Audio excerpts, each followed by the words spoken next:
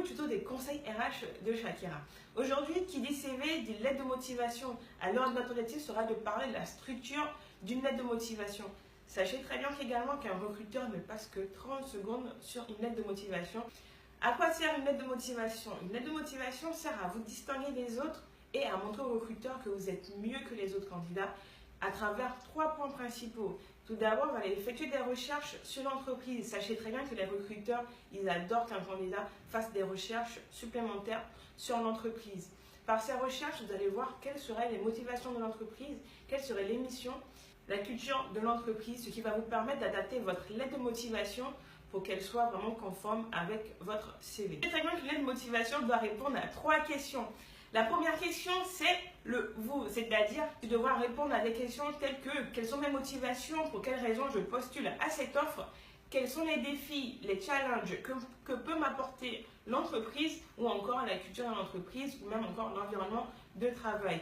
N'oublie pas que tu dois être clair et précis dans tes réponses et tu devras mettre en avant les éléments de ton CV qui pour toi valent le coup. Si tu n'as pas d'expérience, donne des éléments de ta personnalité qui sont en rapport avec ce poste.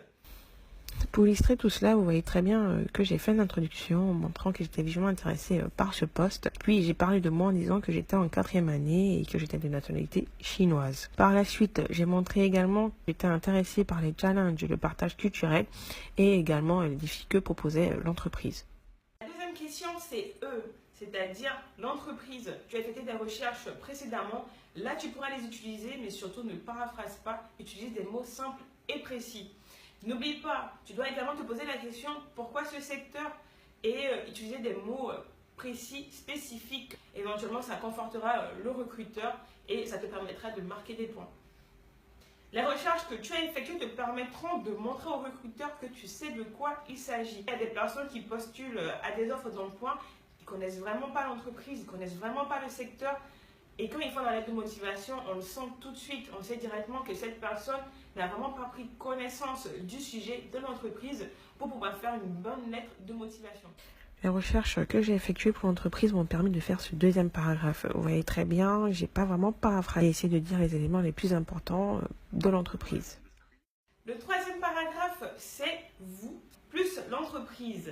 Ça doit être franchement une bonne relation fusionnelle, ça doit être l'amour parfait et tu dois vraiment être en cohérence totale avec les 2 premiers paragraphes que tu as effectués. Tu vas expliquer ce que tu peux apporter à l'entreprise et ce que ce poste peut t'apporter. Tu devras te mettre en valeur, montrer ta plus-value pour l'entreprise. Troisième paragraphe, vous voyez très bien que je parle de l'entreprise et de moi en parlant des challenges et des propositions d'évolution, également et des missions qui peuvent m'intéresser.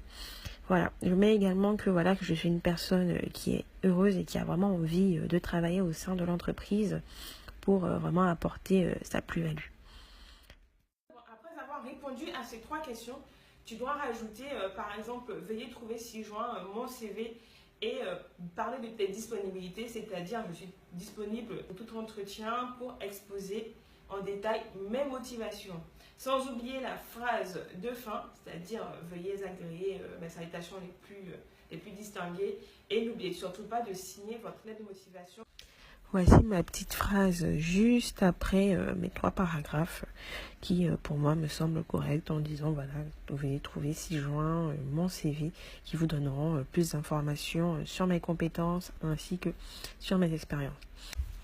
Vous savez très bien comment se présente une lettre de motivation. En tête, vous mettez vos coordonnées en haut à gauche, puis les coordonnées de l'entreprise à droite.